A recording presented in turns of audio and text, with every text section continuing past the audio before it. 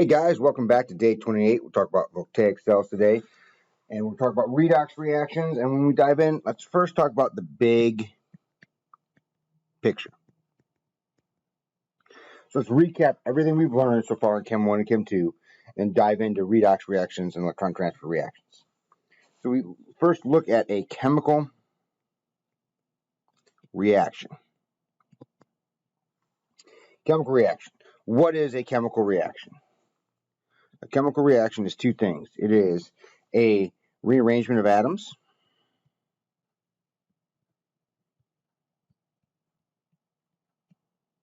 All right, the atoms are being rearranged, and it's a redistribution of electrons.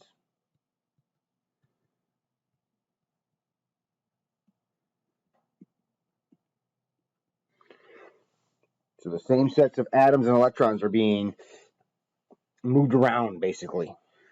The law of conservation of mass applies. Okay, so we know what a chemical reaction is. We're just making and breaking bonds. What controls a chemical reaction? There are two controls of a chemical reaction.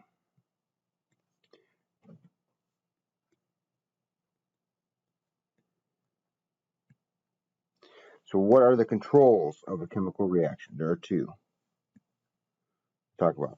The first one we talked about in Chem 2 was kinetic control.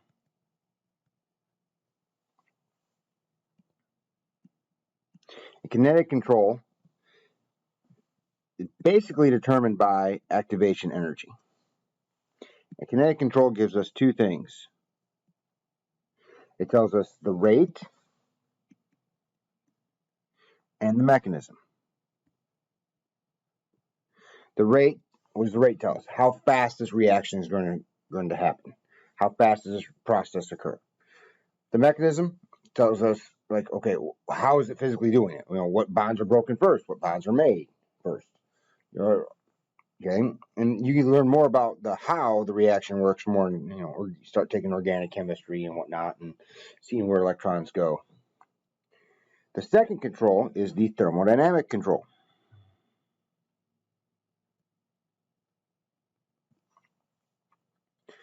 Thermodynamic control, and that's basically determined by the second law of thermodynamics.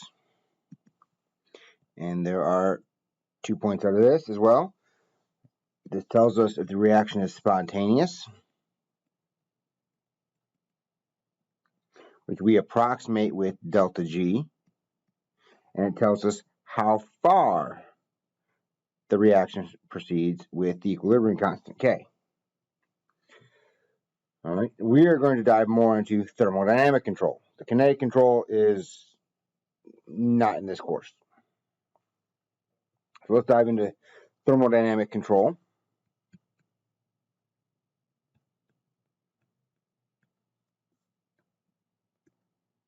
And for the most part, we say that delta G of the system is negative. Right? Delta G of the system is negative. So what makes delta G of the system negative? Delta S can be positive, and we can be entropy driven, or delta H can be negative, and we can be enthalpy driven.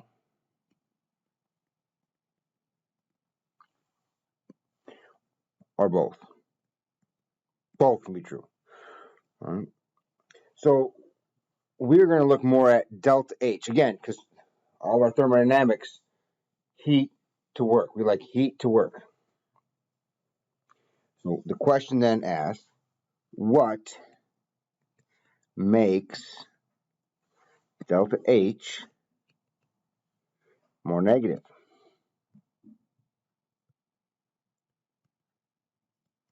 Okay, what makes delta H negative? And so if I have a reaction coordinate here, we know if we have reactants, my reactants are, for example, I don't know, C3H8 and O2, and our products are CO2 and H2O. We know that delta H here, if this is enthalpy and this is just the reaction, delta H is negative, right, from our reaction. Now, the kinetics was here, right? How does that happen? Right, and EA is not that huge, but that's just the kinetics. So what makes delta H more negative? A more stable arrangement of electrons. Where the electrons are matter, right? Because we know most of the volume of an atom is taken up by the electrons, and how the electrons are arranged in atoms help us predict behavior. And are they stable? Are they not stable? So we dive into the redistribution of electrons.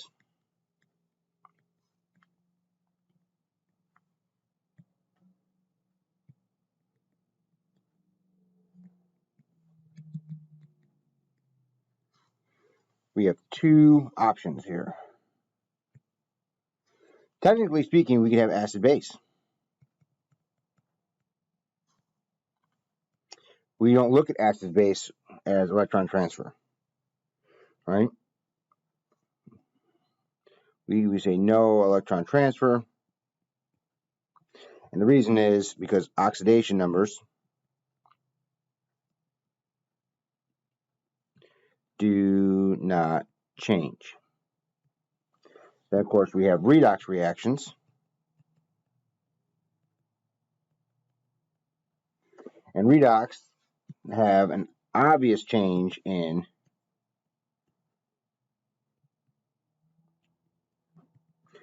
oxidation number because they are electron transfer.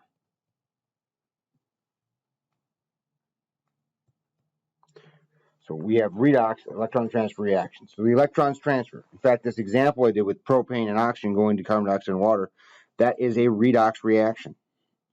A lot of reactions are redox reactions. And so when they react, usually delta H is negative. Sometimes not, but usually delta H is negative, especially if it's spontaneous. So let's dive into these redox reactions.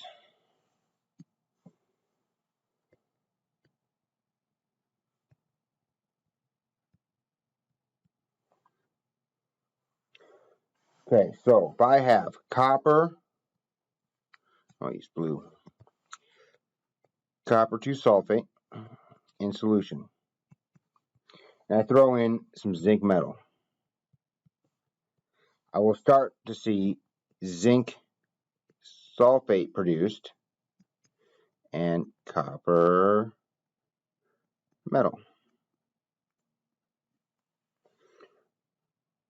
Okay, so what's going on here? If I have a beaker, and in this beaker,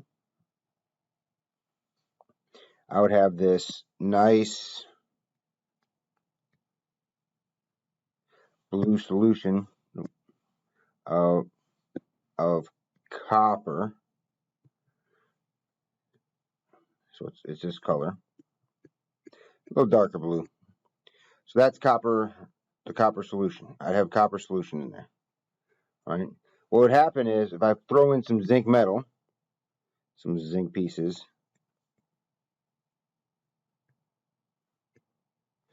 over time, those zinc pieces would disappear, and I'd start to see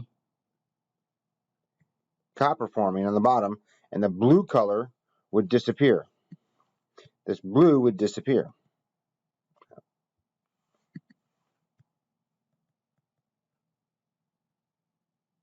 And it would become colorless. Right? The zinc would disappear. The solution would go from blue to colorless, and I'd see copper form. And this happens spontaneously. So copper, and well, let's look. Sulfate, for example, is a spectator ion. It's not doing anything here. So what happens is copper has 29 protons on both sides. zinc has 30 protons. Copper 2 here has 27 electrons. Zinc has 30 electrons. Then it has 28 electrons, and then we got 29 electrons. And so what happens is there's a 2 electron transfer, right? Copper is plus 2, zinc is 0, then zinc is plus 2 or 2 plus, and copper is 0. So we have electron transfer reactions there. The half reactions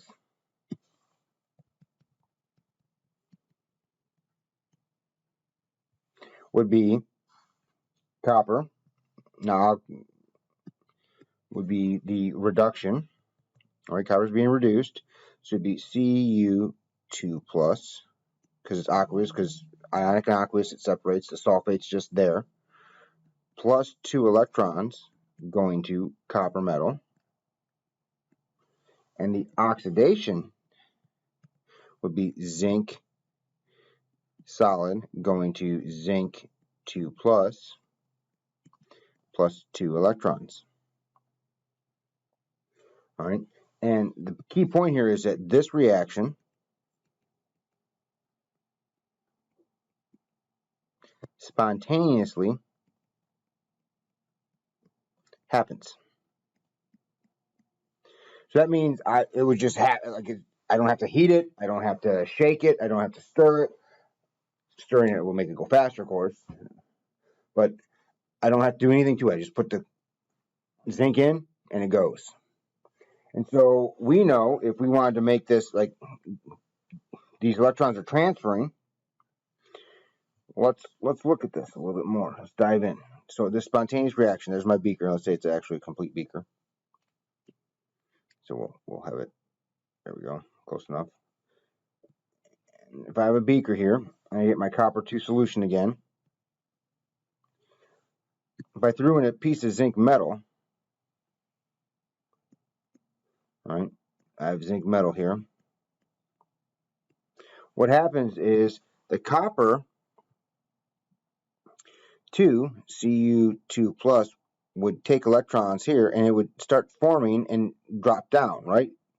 And the zinc would start to be depleted as the zinc metal goes to Zn2 plus. And everything happens right there. So everything's occurring right on this electrode. We have no way to harness this spontaneous reaction, right? Because, again, as humans, we always look at how can we utilize this to do work for us. We like when things do work for us. I'm assuming that you guys, we like cars that start, we like, dishwashers, we like, furnaces, we like things like this. All right, so this leads us into a voltaic cell. So a voltaic or galvanic cell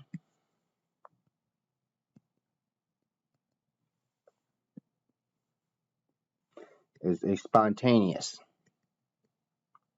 cell. So if we look at this picture, I still have my copper. Now this time it's nitrate. Doesn't matter as long as the ion is soluble. So I have copper, nitrate, and zinc. Same reactions, same half-cell reactions. And so what happens here, we have the anode, and that's where our oxidation occurs. And our cathode, where our reduction occurs. And if we look here, the electrons start right here. That's where the source is, with zinc. And as zinc goes from zinc to zinc 2 plus, right, we go from zinc solid to zinc 2 plus, these electrons go and they flow like the light bulb, and they come here. And then we have Cu2 plus going to Cu, and you can see that right here. Good pictures, better than mine. All right, so copper's going in. So this copper metal here, this electrode, we call it an electrode. Anode and cathode are electrodes. It's where the electron transfer is happening. There's a cathode, reduction electrode, and there's an anode and oxidation electrode for these spontaneous cells. The electrode here of copper is going to get bigger, and the electrode of zinc, the anode, is going to get smaller. And so the electrons go from the zinc electrode to the copper electrode, and that's all where the electron goes. That's why there's a salt bridge. As you can see here, you have K plus and nitrate. I'm losing positive charge, so potassium comes in here, and I'm gaining positive charge, so nitrate falls in. And so technically charge transfers the whole thing. The electrons don't go all the way. So I remember, playing with batteries and circuits all the way through, grade school and whatnot, and thinking that, it goes from the battery to the battery. All right, so electrons go from the battery to the battery. They go all the way around, and that's true.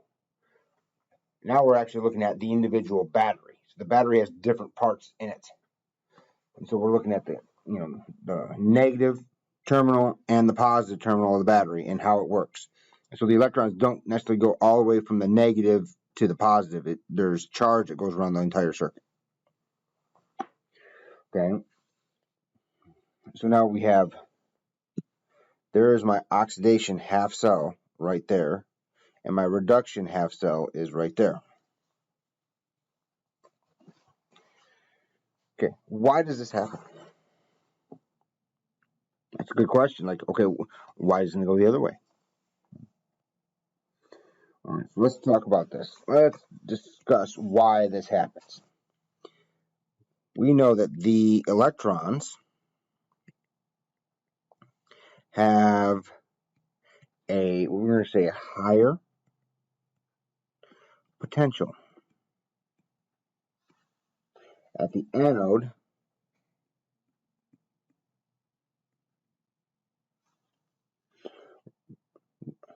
than at the cathode. For example, analogy, you have a potential to fall. I have a potential to fall anywhere. All right, now if I am on a step stool or standing on a chair, my potential to fall is higher than I'm standing on my feet.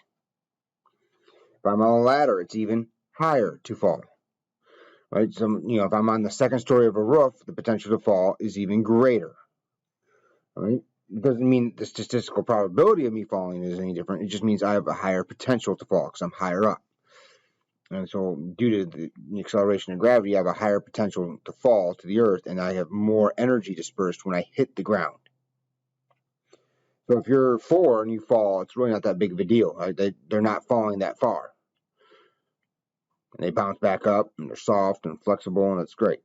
When we're older, it's more and more scary to fall, even from standing. Okay? So the difference of the electrons, right? Now this is not how high they are from the Earth. That was an analogy. They have a higher potential, right, at the anode than they do at the cathode. The potential difference.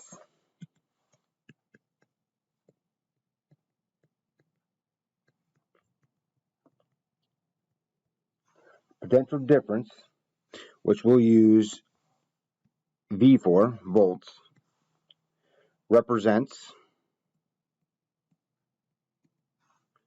the EMF, right, which is the electromotive force.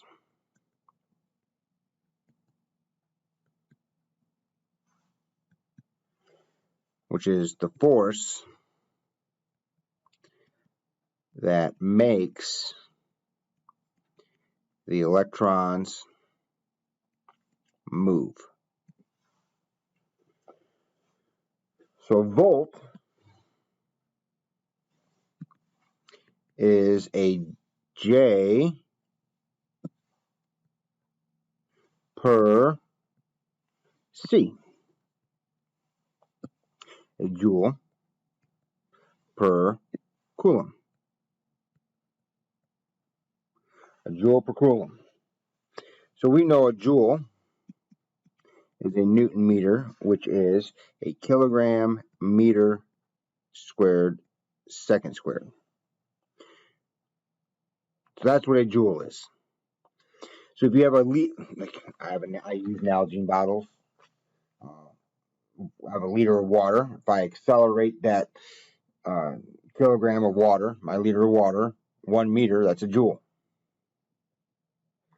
All right. So we know, and that's energy. That's energy. So a joule is energy, of course. So we have energy here. Divided by coulomb would be charge. So let's define coulomb. 1 coulomb is the quantity of charge that passes a point in an electric circuit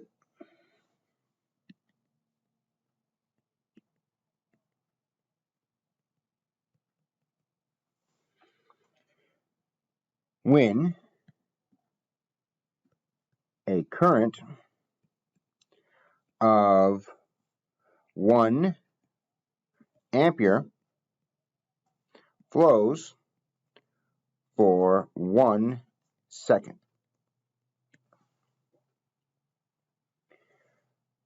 So an amp is 6.241 times 10 to the 10th electrons. And an amp is a coulomb per second. So ampere is a rate of charge flow. Coulomb is an amount of charge. So 1 coulomb, so we know 1 coulomb happens to be 6.24 times 10 to the 18th electrons. So each electron has a charge of 1.602 times 10 to the negative 19th coulombs. So we've been saying electrons minus 1, electrons minus 1. Well, technically, the electron is 1.602 times 10 to the negative 19th coulombs. Relatively speaking, it's negative 1, protons positive 1. But the actual charge on the electron is 1.6 times 10 to the negative 19 coulombs. And we'll get to this. 1 mole of electrons is 96,485 coulombs. That's the Faraday constant, which we'll get to. So back to volts here. A volt is work or energy over charge. Right? And so we have the units of this would be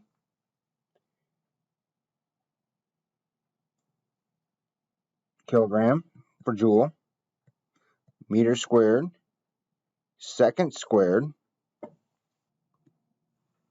per coulomb. So if we look at energy, just to recap, energy here, I'm going to have volts.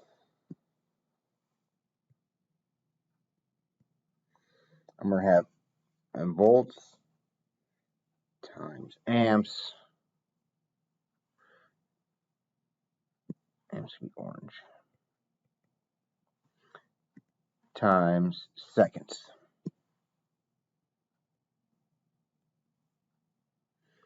Okay, a watt would be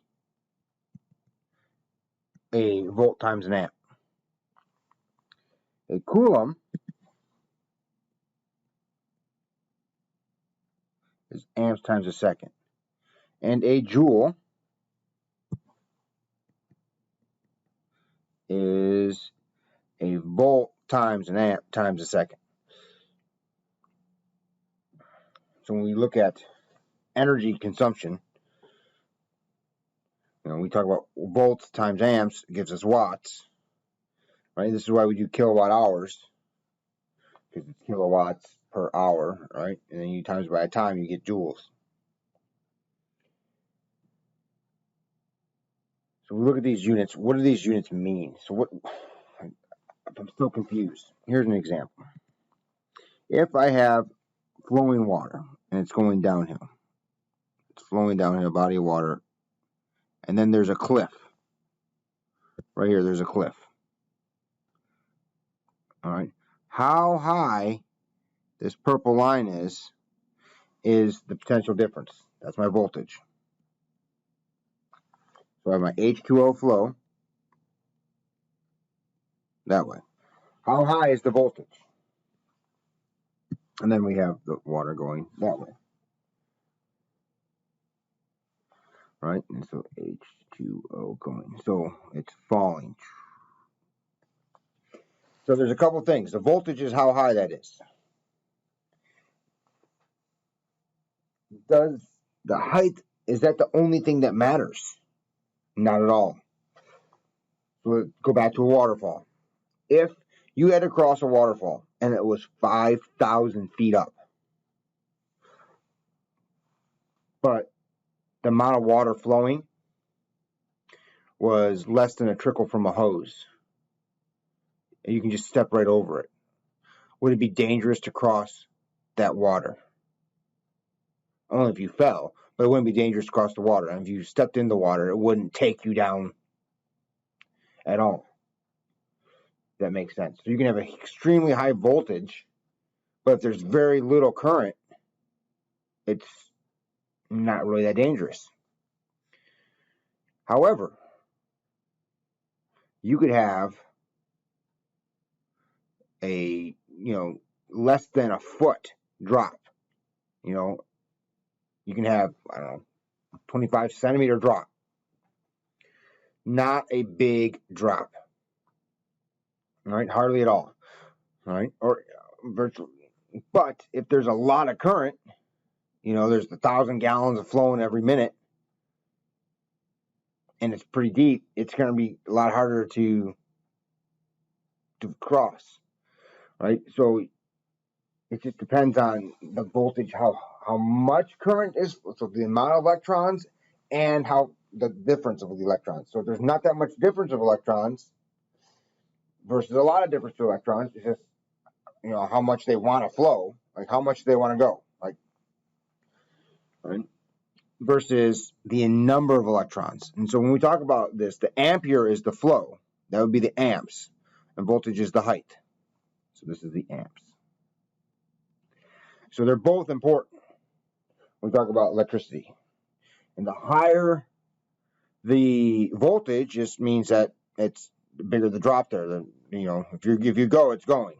But the flow rate is what's really important. And this is why your circuit breakers, if you have circuit breakers in your house, they're amperes, right? And once we have too much current trying to flow, they stop. And so this electricity, this energy per charge, so we have, more charge lowers the voltage, right? And so this work over charge flow, like the more energy difference here, the more this potential difference is with the voltage. The bigger this is, the bigger this height is, the more work we can probably do out of it, if there's enough electrons flowing. But as the electrons flow, it reduces the available work. It's kind of neat. That leads us to, let's define the voltaic cell. The voltaic cell is an electrochemical cell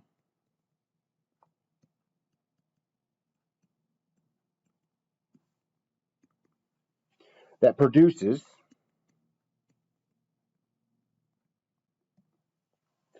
electric current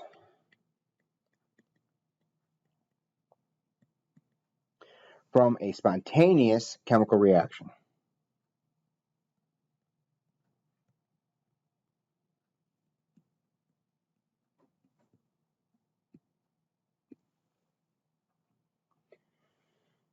Fun. We like those, right? And a lot of times we have them in the forms of batteries. Right? We also have these, a lot of these. An electrolytic cell consumes electrical current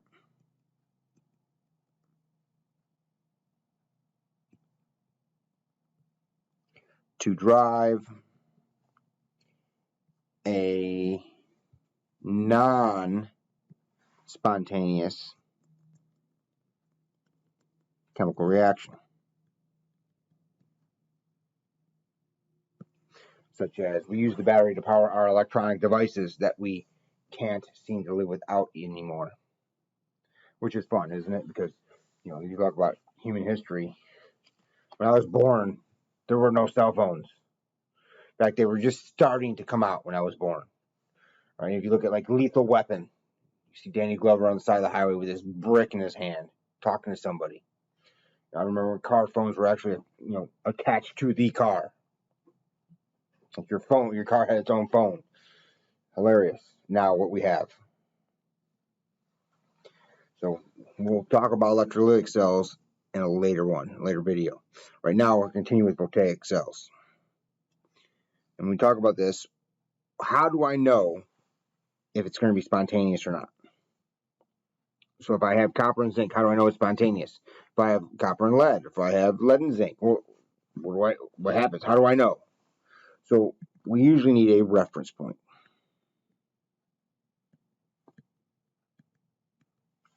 I need a reference point.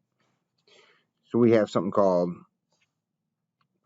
standard redox potentials, and so all redox half reactions are written as reductions. Then we're going to use this reaction as a standard. So we have 2H plus, that's aqueous, and 1 molar, plus 2 electrons going to H2 gas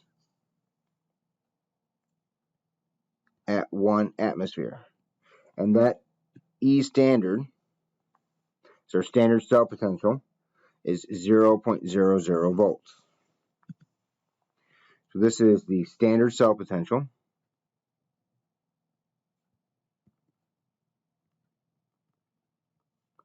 Right there, and the degree sign, right? So we're at 25 degrees Celsius, the thermodynamic state, right? 1 molar, 1 atmosphere, as you can see. This is the standard hydrogen electrode.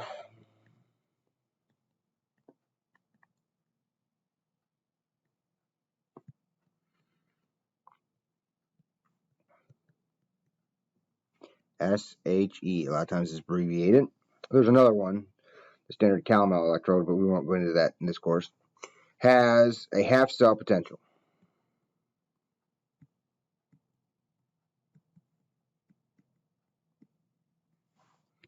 Of 0.00 volts. Okay, so all these are written as reductions. And so let's look at our previous example. Our previous example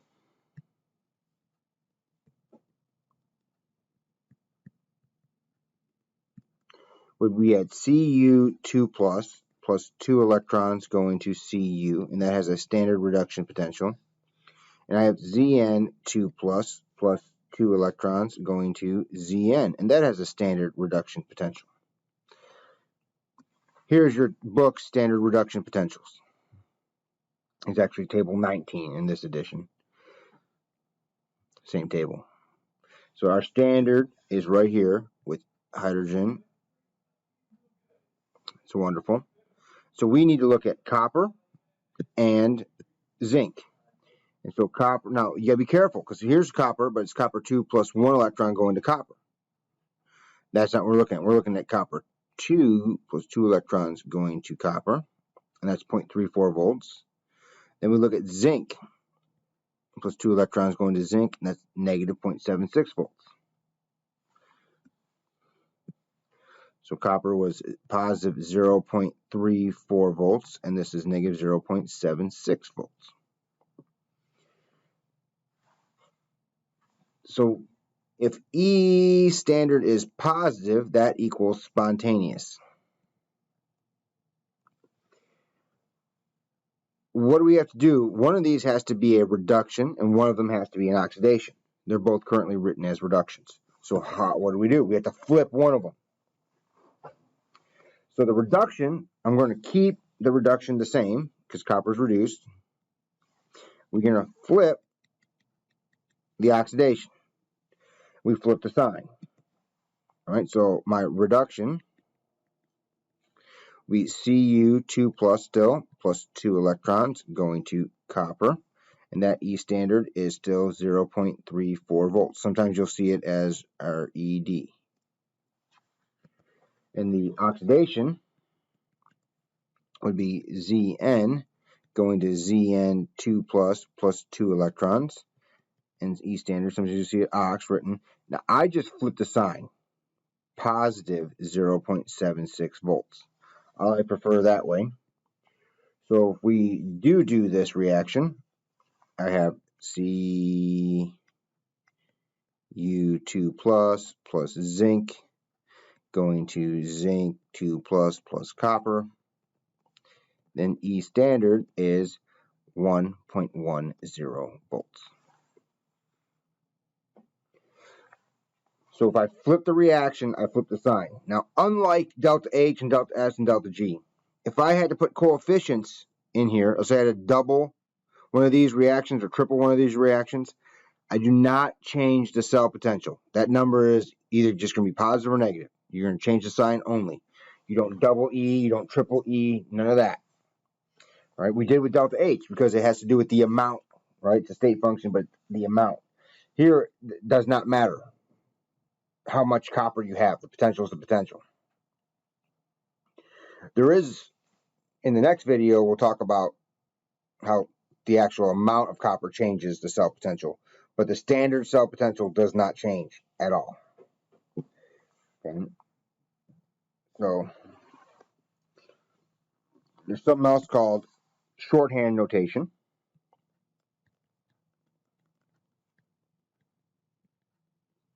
And remember, it always goes from anode, negative, to cathode, positive. So it's always ox to red. And this is for spontaneous electron flow. And so there's some things we can draw. One line, two lines, comma, parentheses. So one line represents a phase change. Two lines represent the salt bridge. Comma represents ions in same state. And the parentheses, state. And it can include concentration. Also, sometimes you'll have PT written or C for graphite. And those are inert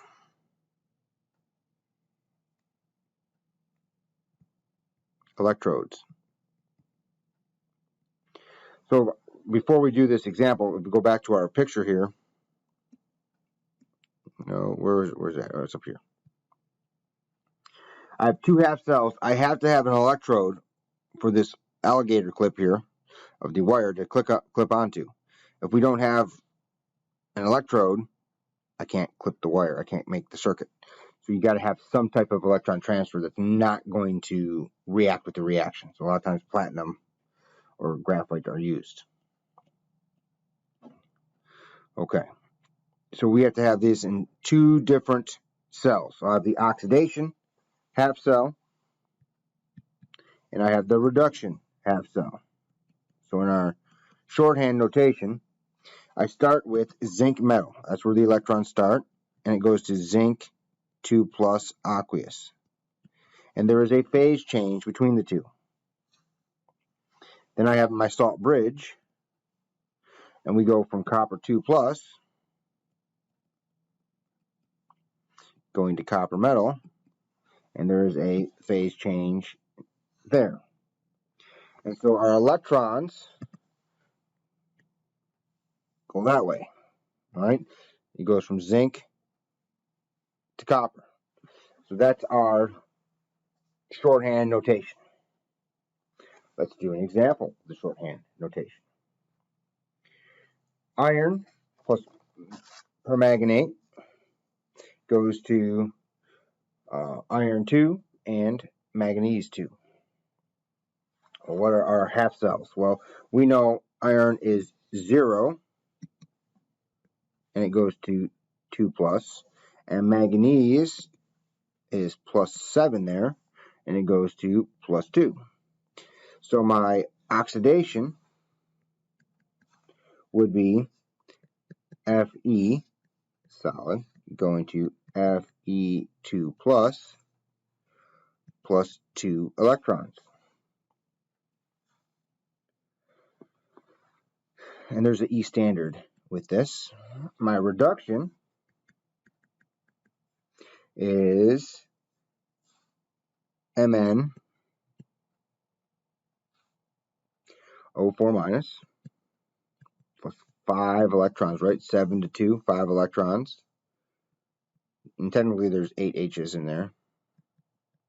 Going to Mn2 plus 4 H2O. And that has a standard potential. Now, how did I know this? Well, if you go back to your standard redox potentials, we can probably figure these out. If I look, right here is the manganese.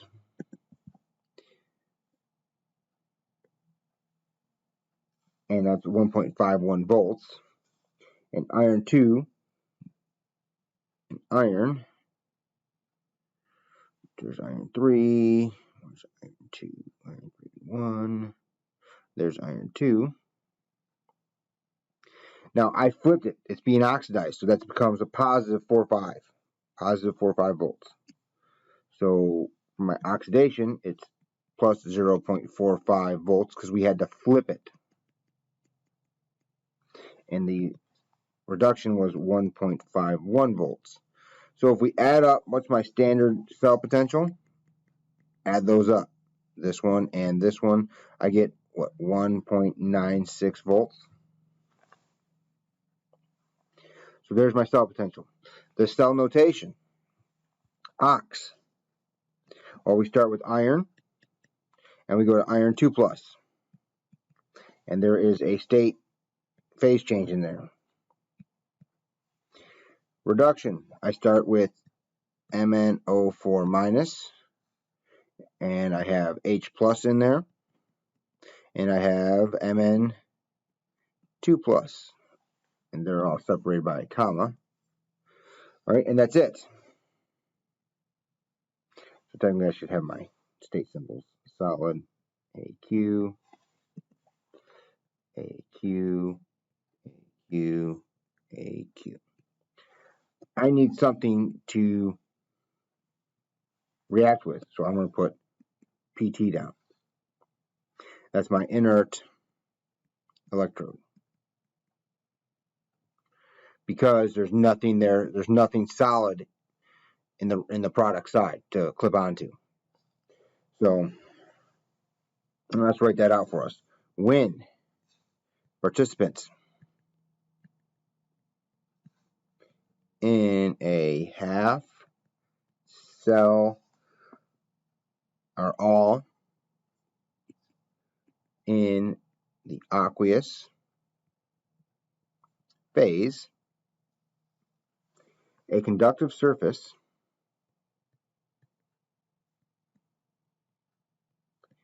is needed for electron transfer to occur.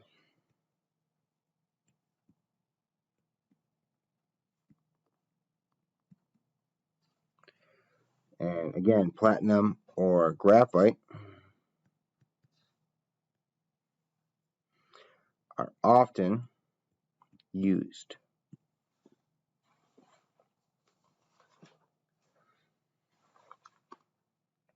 One more example.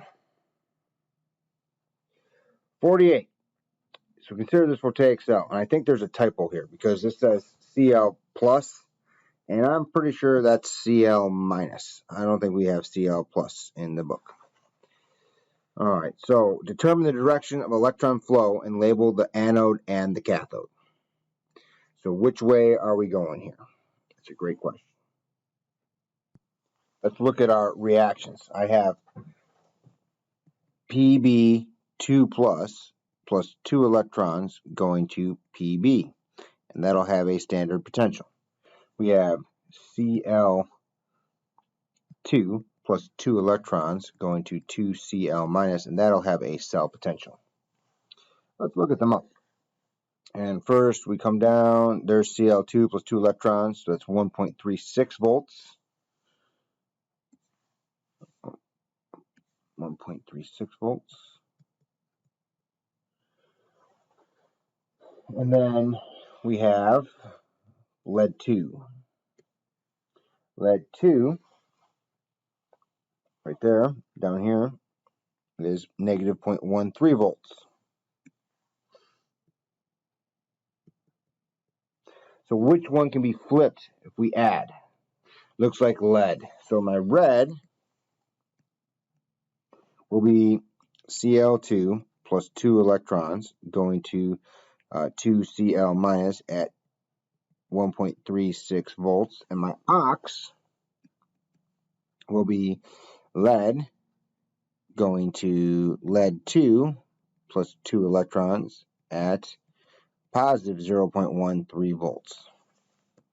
So my overall reaction would be Cl2 gas plus lead solid going to lead 2 plus 2Cl minus. And that E standard would be, is that 1.49 volts. So determine the direction of electron flow. It goes from lead, so it looks like I'm going to electrons here. They go this way. All right. So the anode would be over here. That's negative. And the cathode would be over here. We got the balance equation. We got B done. Yep, negative positive. Direction of the anion cation flow in the salt bridge. Okay. So the anode, I'm going from Pb to Pb2 plus. I'm going from Cl2 to Cl minus. So it looks like if I would have the NaNO3, NO3 minus looks like it's coming this way, and Na plus looks like it's coming this way. And there we go. And there's our cell. Yeah, so it has to be Cl minus. Cl plus wouldn't work because it's not in our standard electrode potentials. One more example. We'll do 54 real quick. Determine whether or not each reaction occurs spontaneously in the forward direction. So for A here, I have what's being oxidized, what's being reduced. My reduction would be Ca2 plus 2 electrons going to Ca, and that'll be at E standard. And I have zinc going to Zn2 plus 2 electrons, and that's right. So this is my red. I should have put it red for you. Ca2 plus 2 electrons going to Ca. So I keep calcium's redox potential the same, and zinc's I flip. So if we go to calcium here, where's calcium?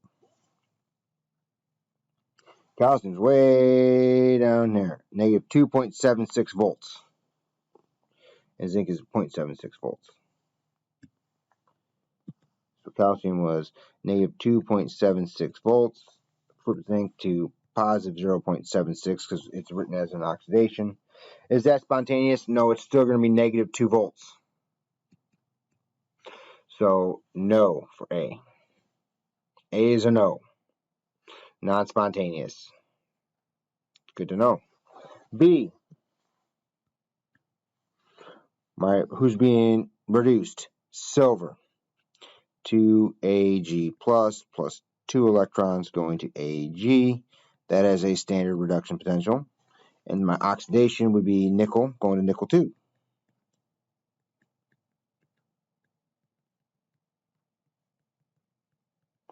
So we go to silver and to nickel. So where is silver at? There's silver. Silver is 0.8 volts. 0.80 volts. And nickel to right is negative 0.23, but I flip nickel. Yeah, so positive 0.23. So altogether, this is 1.03 volts, positive. So B is spontaneous.